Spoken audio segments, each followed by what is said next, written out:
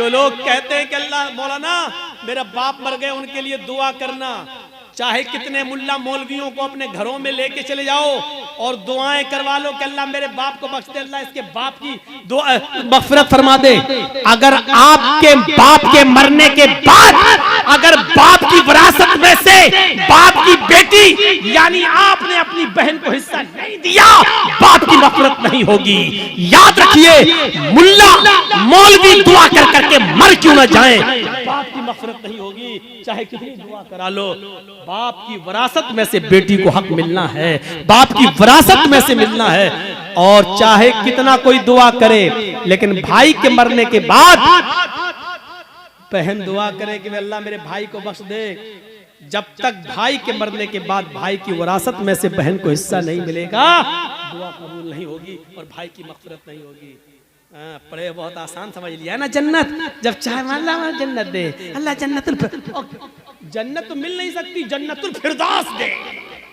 मांगते कितनी बड़ी जन्नत है, सबसे आला जन्नत। अभी तो यही पता नहीं कि हमें कोई छोटी से हल्का जमीन का जन्नत का एक मामूली सा टुकड़ा भी मिल जाए, हमारे लिए वही काफी है। वो तो जन्नतुल फिरदौस। और हालात ये हैं कि बेटियों का हक मारे हुए हैं, बहनों का हक मारे हुए हैं, बहनों का हक मारे हुए हैं। वही बात लौट फिर के आती रहती है कि मौलाना साहब क्या किया जाए। मस्जिद में फर्ज नमाज के बाद इमाम के साथ दुआ मांगना कैसा है, कब्रिस्तान में दुआ करना कैसा है, किसी आदमी के मर जाने के बाद किसी मौलाना के साथ उसके घर पे जाकर भोज खाने के बाद दुआ करना उसकी मग़फ़िरत की, ये कैसा है। वही पुराने घिसे पिटे सवाल जो हम 15-20 साल से इन इलाकों में आके बोलते जा रहे हैं, वही सवाल, और आज तक हम उनको खत्म करने के लिए तैयार नहीं होते हैं। ये हमारी बेशर्मी का हाल है, ये हमारी बेशर्मी का हाल है।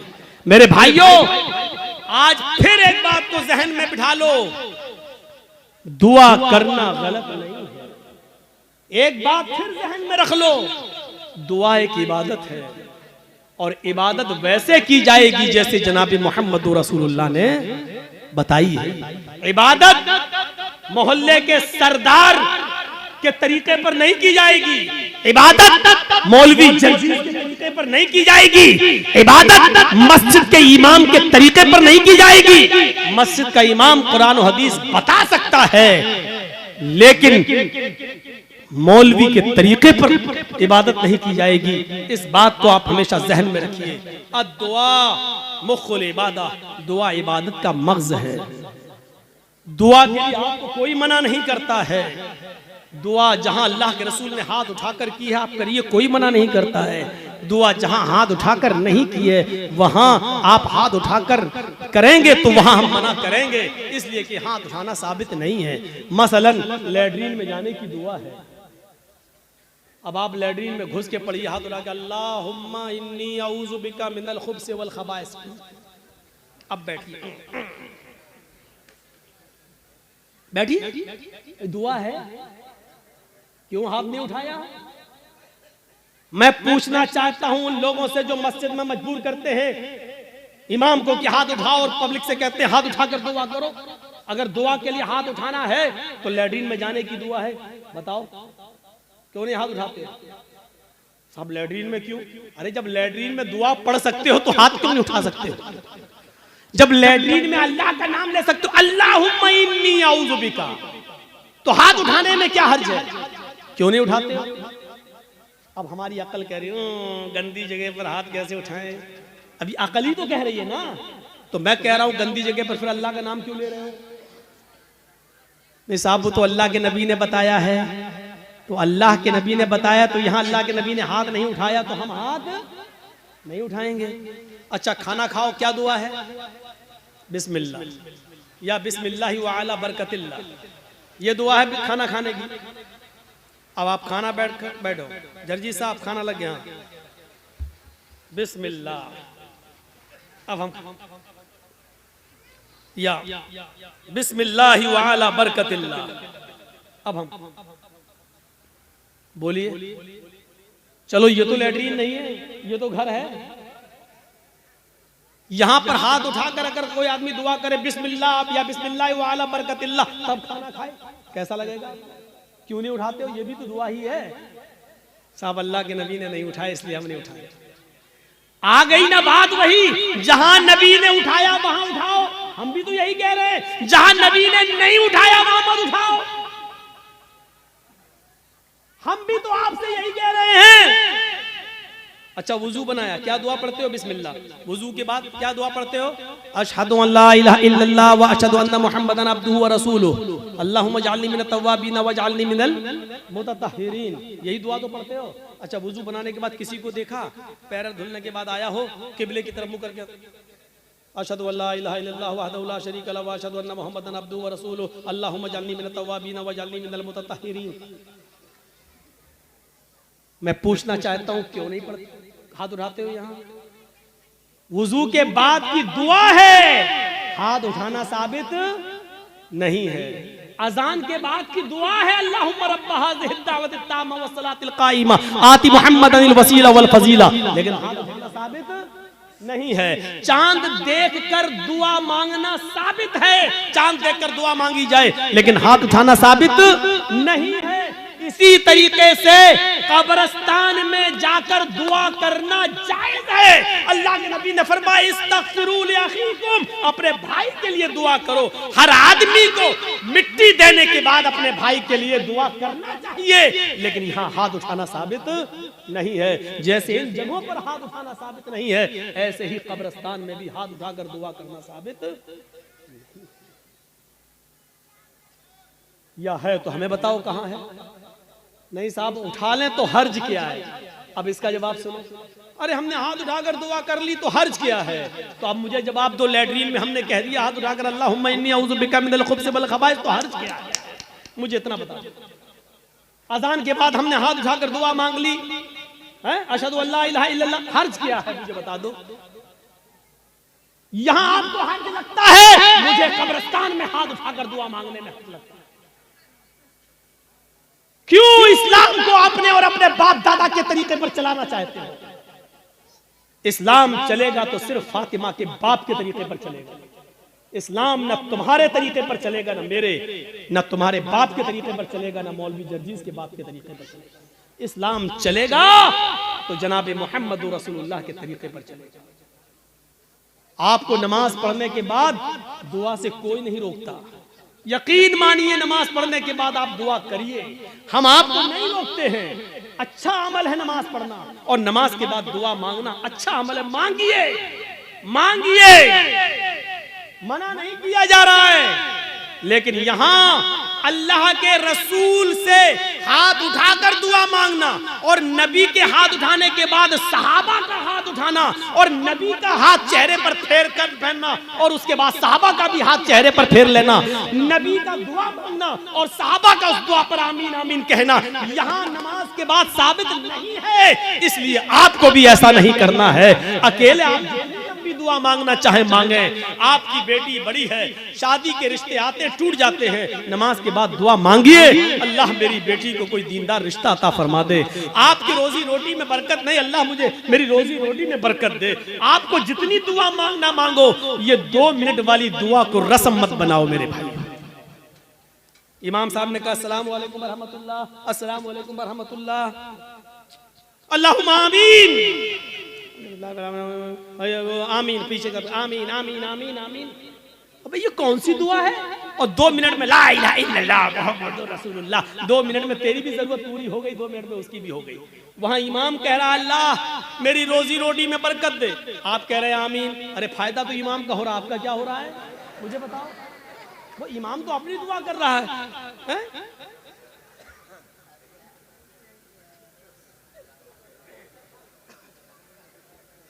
अब इमाम बेचारा कुंवारा है, शादी नहीं हुई है, इमाम कह रहा अल्लाह मुझे दीनदार लड़की अता फरमा दे, आप कह रहे हैं आमीन। फायदा तो इमाम का हो रहा, तुम्हारा क्या हो रहा? अरे इमाम अपनी दुआ मांगे, तुम अपनी दुआ मांगो यार। इमाम की अपनी जरूरतें हैं, तुम्हारी अपनी जरूरतें हैं। इमाम का बेटा बीमार है, उसके पेट में दर्द है, वो कह रहा अल्लाह मेरे बेटे को शिफा अता फरमा। अरे तुम्हारे बाप को कैंसर है, तुम अपनी दुआ मांगो अल्लाह मेरे बाप को कैंसर है, अल्लाह मेरे बाप को शिफा कामिला और आजिला अता फरमा। अरे के साथ साथ तेरे आमीन कहने से मखसूस दुआएं हो रही हैं। इमाम तेरे लिए दुआ नहीं कर रहा है और तुम जो आमीन आमीन कह रहे हो उसमें तुम्हारे लिए दुआओं पे आमीन नहीं कही जा रही है। अरे तुम अपनी दुआ मांगो, इमाम की जरूरत 2 मिनट में पूरी हो रही है, तुम्हें कुछ ज्यादा मांगना तुम ज्यादा मांगो। ये क्या दुआ है कि जब इमाम की सारी जरूरतें पूरी हो रही है उसी वक्त तुम्हारी भी हो रही है। 2 मिनट में तुम्हारी भी दुआ हो गई, उसकी भी दुआ हो गई। अब हमने कुछ और मांगना था लेकिन अब हम नहीं मांग पा रहे हैं क्योंकि इमाम ने हाथ फेर लिया, हमें भी फेरना पड़ रहा है, हैं? अब हमें कुछ और मांगना है। मेरी बीवी हमें कुछ समझती ही नहीं है। अब अल्लाह मेरी बीवी को मेरा फर्मा बरदार बना दे। अब इमाम तो हाथ फेर चुके, अब कैसे दुआ मांगे? अब मांगना चाह रहे लेकिन हाथ गिर भी नहीं रहे, लेकिन मजबूरी में फेरना पड़ रहा है। अब फेरना पड़ा, अब मुंह में कहना पड़ रहा, अल्लाह मेरी बीवी को हिदायत दे। इसको आदत मत बनाइए। दुआ को हम मना नहीं कर रहे हैं, नमाज के बाद भी दुआ को मना नहीं कर रहे हैं। दुआ को हम सिर्फ इसलिए मना कर रहे हैं कि सलाम फेरने के बाद आदमी आजाद हो गया है। वो अपनी दुआ मांगे, आप अपनी दुआ मांगिए। वो 2 मिनट मांगो, 5 मिनट मांगो, 10 मिनट मांगो, 15 मिनट मांगो, आधा घंटा मांगो। और दुआ तो मेरे भाइयों मजमे में सही बताऊं तो दुआ का हक अदा ही नहीं होता है। दुआ का हक अदा तो तन्हाई में होता है, जब कोई ना देख रहा हो, 2 रकात नमाज पढ़ के अपने आप को सबसे छिपा कर, रो रो कर, आंखों से आंसू बहा बहा कर दुआ की जाए, तब दुआ का मजा कुछ और है। मेरे भाइयों ये दुआ का मजाक है। अल्लाह गांव में बहुत ज्यादा लफड़ा, अल्लाह मेरे गांव में बरकत दे, अल्लाह मेरे चौधरी को समझा दे, अल्लाह मेरे ये आमीन। ये दुआ का मजाक है यार, मत बनाओ मजाक। इतना मजाक दुआ का कभी नहीं बनाया गया जितना हम दुआ का मजाक बनाते।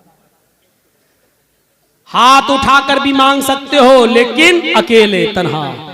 कब्रिस्तान में दुआ मांगने का हुक्म है और हर शख्स को दुआ मांगना चाहिए, लेकिन वहां हाथ उठाना साबित नहीं है। वहां सिर्फ हुक्म है इस्तगफिरू लिअखीकुम, अपने भाई के लिए दुआ करो, सिर्फ दुआ है। अगर हाथ उठाना होता तो अल्लाह के नबी कहते अपने भाई के लिए दोनों हाथ उठाकर दुआ करो। और यह आता कि अल्लाह के रसूल ने फला फला के दफनाने के बाद आपने दोनों हाथ उठाकर दुआ की है, आता हदीस में, लेकिन हदीस में किसी किताब में नहीं आया अल्लाह के रसूल ने किसी भी सहाबी को दफन करने के बाद अपने हाथों को उठाकर दुआ की हो, कहीं नहीं आता है। हाँ ये आया कि अल्लाह के रसूल ने कब्र में सहाबी को दफन करने के बाद सहाबा से फरमाया इस्तगफिरू लिअखीकुम, अपने भाई के लिए दुआ करो। आप चाहते तो कह सकते थे मैं दुआ कर रहा हूं, आप लोग आमीन आमीन बोलो। अल्लाह जिसका इंतकाल हुआ उसके रूह को आला इल्लीन के अंदर जगह अता फरमा, अल्लाह उसके पसमानदगान को सब्र जमील अता फरमा। आप चाहते तो कब्रिस्तान में सब दुआ कर सकते थे, लेकिन आपने न की ऐसे और न लोगों ने आमीन कहा, बल्कि आपने सबको हुक्म दिया कि तुम अपने भाई के लिए दुआ करो, यानी तुम अपनी दुआ करो, हम अपनी दुआ कर रहे हैं। दुआ सब करें लेकिन अलग अलग करें, और हाथ उठाना यहां साबित नहीं है, इसलिए हाथ ना उठाओ। सीधी सी बात है। अब फिर हुक्म यह है कि आप किसी भी मैयत के लिए कभी भी किसी भी वक्त दुआ कर सकते हैं, लेकिन चंद लोगों को इकट्ठा करके मैयत के घर जाकर उसको सब्र की तलकीन करने के बाद, भोज वोज खाने के बाद या दुआ करने के बाद भोज खिलाया जाता है। मुझे नहीं मालूम आपके यहाँ क्या होता है। और वहां घर पे जाने के बाद फिर इमाम साहब दुआ करते हैं और उस घर के सब लोग आमीन आमीन कहते हैं। मेरे भाइयों बिदात है, बिदात है, बिदात है। इस बुरी रस्म को बंद करिए, इस नौटंकी को बंद कीजिए। मैं इसको नौटंकी कहता हूं, इस नौटंकी को बंद कीजिए। दुआ आप कीजिए। अरे बीवी अगर शौहर मर गया है तो बीवी शौहर के लिए दुआ करे, बाप मर गया तो बेटा शौहर अपने बाप के लिए दुआ करे। अरे सदका जारिया सबसे बेहतर यही है कि बेटा अपने बाप को अपनी दुआओं में याद रखे, कुछ दुआएं अपने लिए मांगे, फिर कहे अल्लाह मेरे वालिद को की कब्र को नूर से भर दे, अल्लाह मेरे वालिद की मग़फ़िरत फरमा, अल्लाह मेरे माँ बाप के गुनाह को की बख्शिश फरमा, अल्लाह उनकी लग़्ज़िशों को माफ फरमा दे, अल्लाह तू उनको जन्नतुल फिरदौस में जगह अता फरमा। ये है दुआ। बीवी शौहर के लिए दुआ करे, बेटा बाप के लिए करे, बाप बेटे के लिए करे, भाई बहन के लिए करे, बहन भाई के लिए करे। किसने मना किया है? आप जा रहे हैं कब्रिस्तान, जाइए, रोज जाकर दुआ करिए, कौन मना कर रहा है? हफ्ते में एक दिन जाकर दुआ कीजिए, कौन मना कर रहा है? महीने में एक दिन जाइए और अपने बाप के लिए हाथ उठाकर नहीं, हाथ छोड़कर कब्र पर खड़े होकर कब्र के पास दुआ मांगी, कौन रोकता है? नहीं। लेकिन आप पूरे साल ना जाएं, सिर्फ ईद के दिन ईद की नमाज पढ़ने के बाद कब्र पे जाकर दुआ मांगे और इसको मामूल बना लें, ये गलत है। आप किसी दिन को मुतय्यन करके दुआ करेंगे तो वही चीज बिदअत हो जाती है। आप आज मांग लीजिए, कल मांगिए, 2-4 दिन बाद मांग लीजिए, मुतय्यन मत करिए, रोज दुआ मांगिए। कब्र पे जाके कोई मना नहीं करता है। और कब्र पे जाके दुआ इसलिए मांगने जाइए आप कि वहां जाएंगे तो आपको अपनी मौत याद आएगी, वरना दुआ मांगने के लिए कब्र पे जाना जरूरी नहीं है। हालत ये है हमारी, जहेज देकर आप जिम्मेदारी से सबको दोष नहीं हो जाएंगे, जिम्मेदारी से बच नहीं पाएंगे। आपको हिस्सा देना पड़ेगा, आपको हक देना पड़ेगा। ये ईमान की स्पिरिट थी, ईमान की ताकत थी। आइए एक और जबरदस्त एक नक्शा खींचकर आपको बताता हूं। देखिए ईमान क्या। एक बार ये तय हो गया मूसा अलैहिस्सलाम में और फिरौन में, ये रोज रोज के झगड़े ठीक नहीं है। आओ एक मैदान में जमा हो जाते हैं, तुम अपना मामला दिखाओ, हम अपना मामला दिखाते हैं, या तो तुम झुक जाओ या हम झुक जाएं। आओ। एक मैदान तय हो गया। ए भैया बैठ जाओ, इनसे कहो कि पेशाब लग रहा तो यहीं कर लो। ऐसा लग रहा है जैसे किसी की चप्पल चुरा के भाग रहे हो।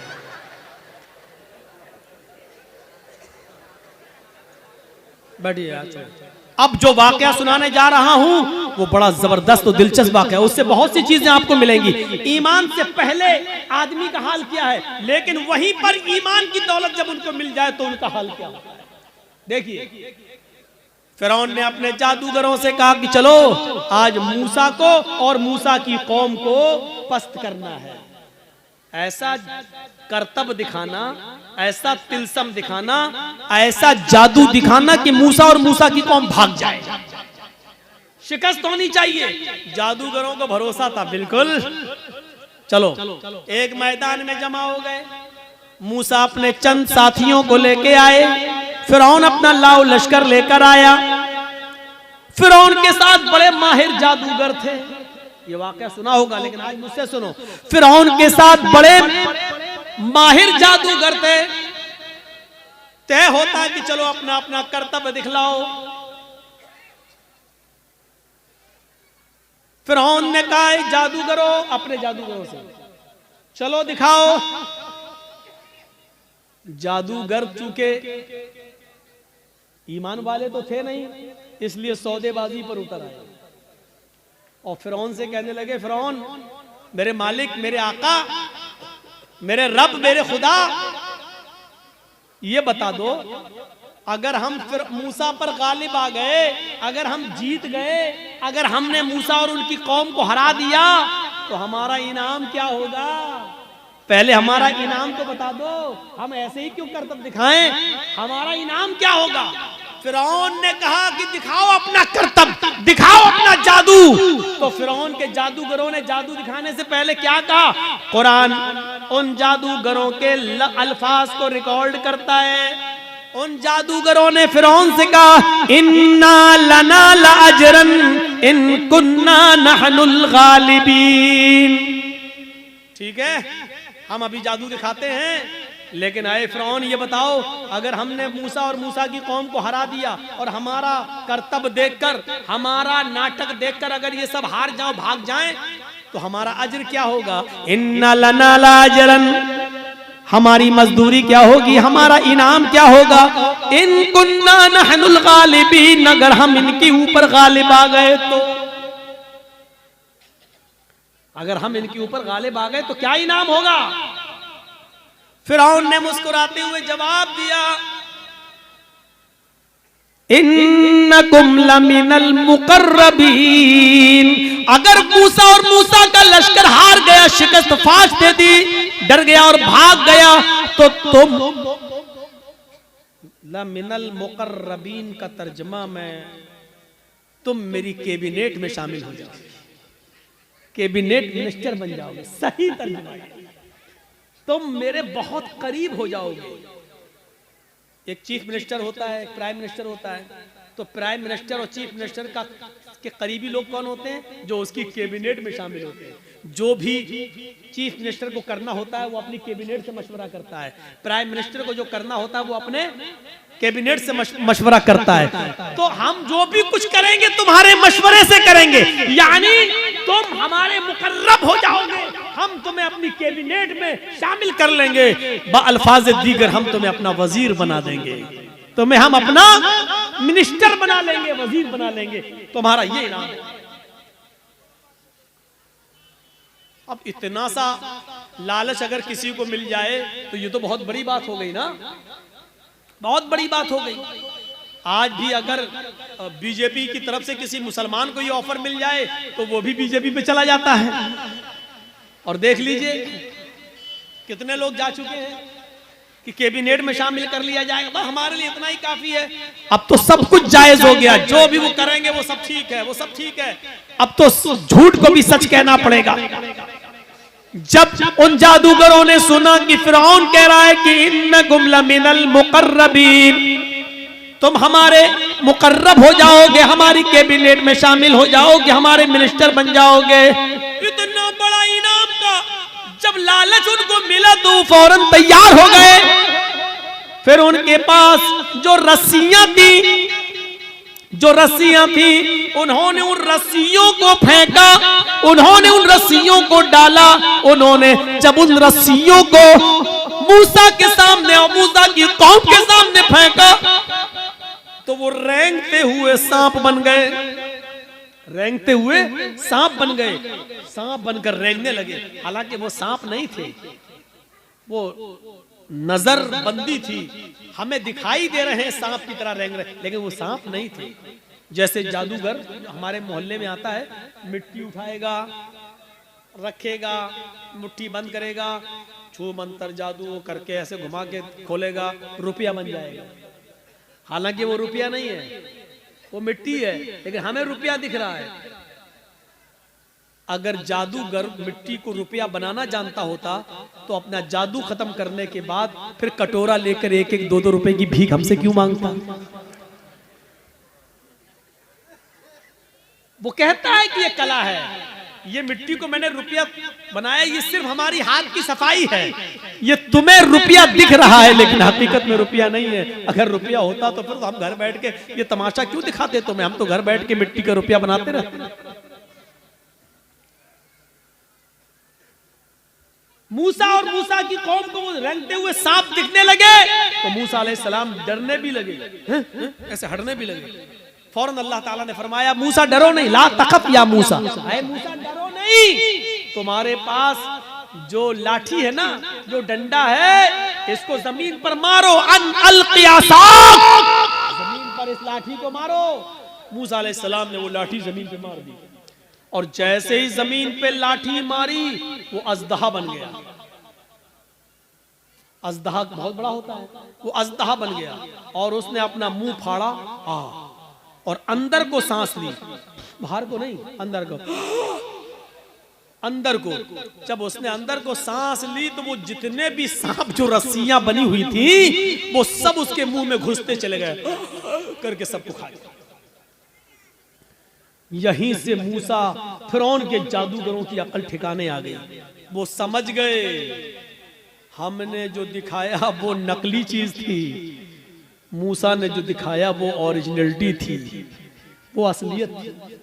वो समझ गए कि अब हक के आगे मेरा बातिल नहीं चलेगा।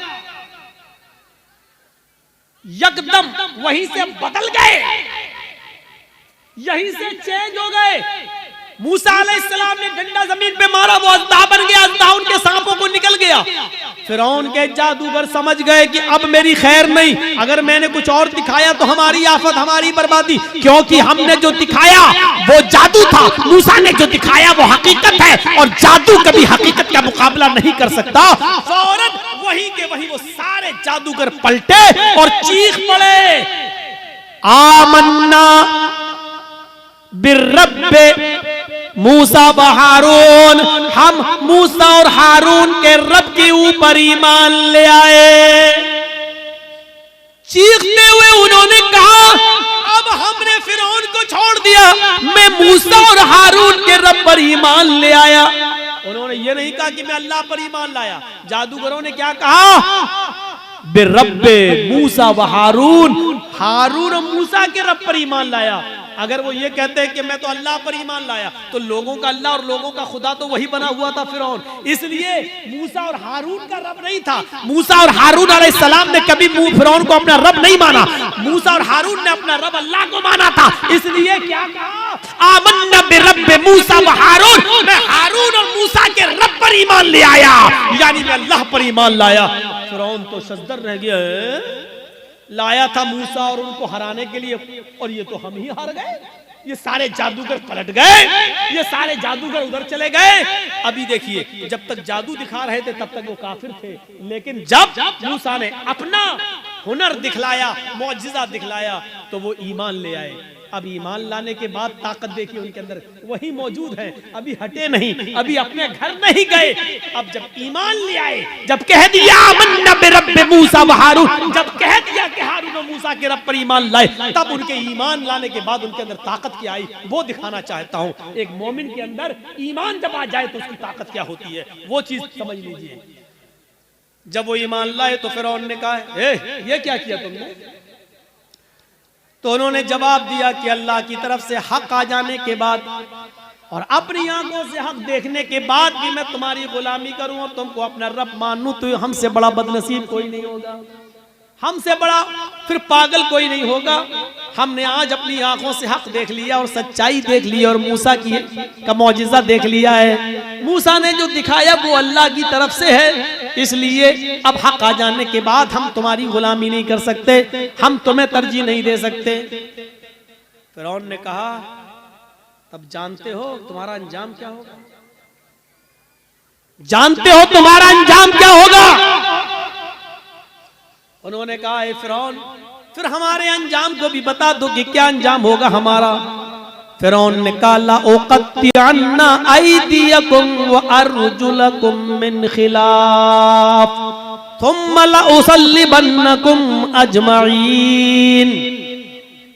कुरान कह रहा है, आए मेरे जादूगरों, अगर तुमने मूसा और हारून के रब को छोड़कर मुझे रब न माना और तुम न पलटे, तो हम तुम्हें क्या अजाब देंगे, क्या सजा देंगे तुम जानते हो। ला उक़त्तिअन्ना अयदियकुम व अर्जुलकुम मिन खिलाफ, हम तुम्हारे हाथ कटवा देंगे, हम तुम्हारे पैर कटवा देंगे मुखालिफ सिमतों से, यानी दाहिना हाथ काटेंगे तो बायां पैर और बायां हाथ काटेंगे तो दायां पैर। अगर हमने दायां हाथ काटा तो बायां पैर कटवाएंगे, और किसी का अगर हमने बायां हाथ काटा तो उसका दायां पैर कटवा देंगे।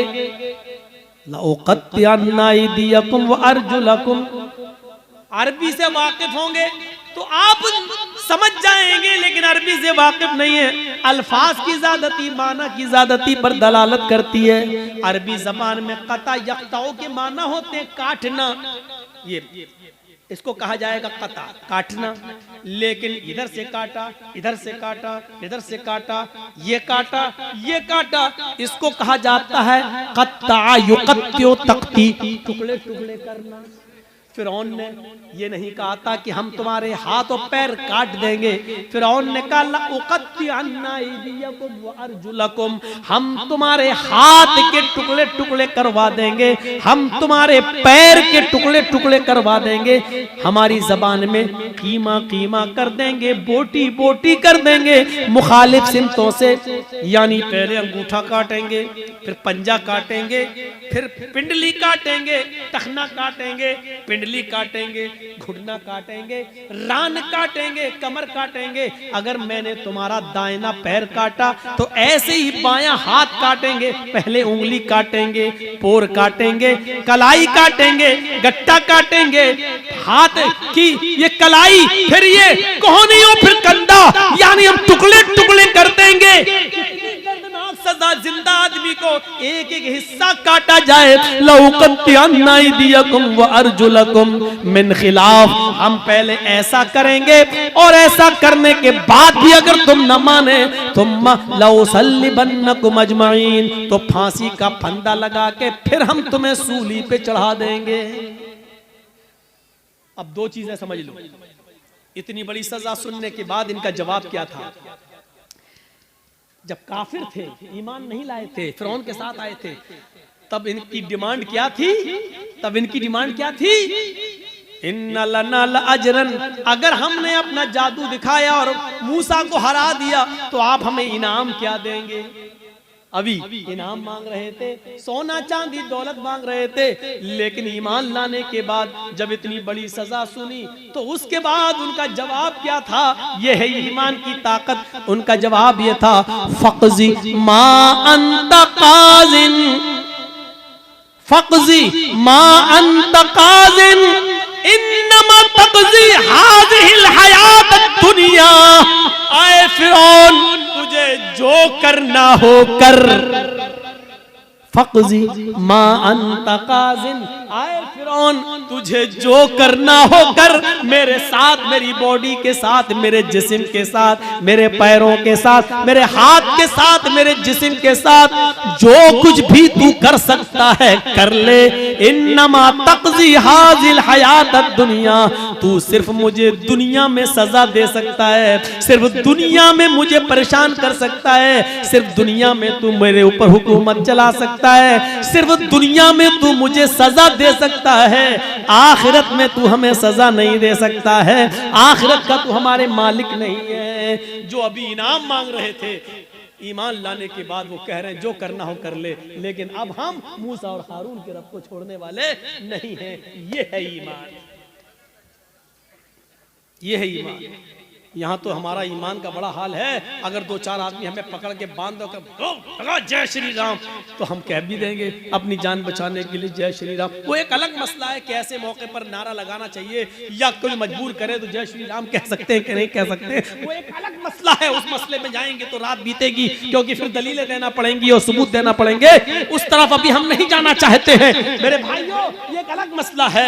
लेकिन जरा सोचो कि आज हमारा ईमान क्या है और उनका ईमान क्या था। जो अभी इनाम मांग रहे थे वो अब कह रहे हैं कि सजा भी दे दो, लेकिन हम अब ईमान से फिरने वाले नहीं हैं। ये होता ईमान। अरे हम ईमान के लिए और इस्लाम के लिए अपनी जान की कुर्बानियां क्या देंगे? हम तो अपने मुआशरे में और अपनी समाज में फैली हुई बुरी बिदअतों को भी छोड़ने के लिए तैयार नहीं है।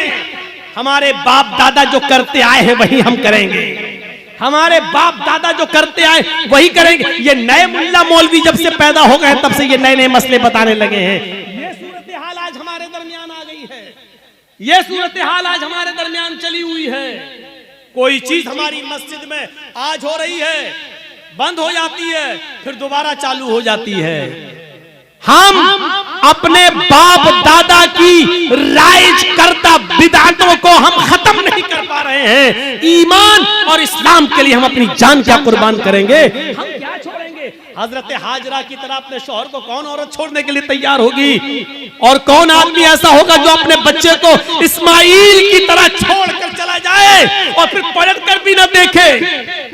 हम भी जाते हैं तो एक उम्मीद होती है कि चलो बीवी सऊदीया जा रहे हैं, इस बच्चे ही के लिए तो जा रहे हैं, तुम्हारे लिए तो जा रहे हैं, लेकिन 1 साल के बाद आ जाएंगे, 2 साल के बाद आ जाएंगे, लेकिन वो भी घर में सारा इंतजाम करने के बाद आप जाते हैं और सऊदी जाने के बाद पैसे वगैरह भेजते रहते हैं। यहाँ तो कुछ नहीं है, अंधेरी रात में क्या होगा, सत्तू और पानी के अलावा कुछ नहीं है। वो भी 2 दिन के लिए बाद क्या होगा, मेरी बीवी क्या करेगी, मेरा बच्चा क्या करेगा? जरा तसव्वुर कीजिए इस पोजीशन में अपनी बीवी और बच्चे को। हम तो अपनी बिदअतों को कुर्बान नहीं कर पा रहे हैं, छोड़ पा रहे हैं। हमारे बाप दादा जो करते चले आ रहे हैं वो हम करते रहे।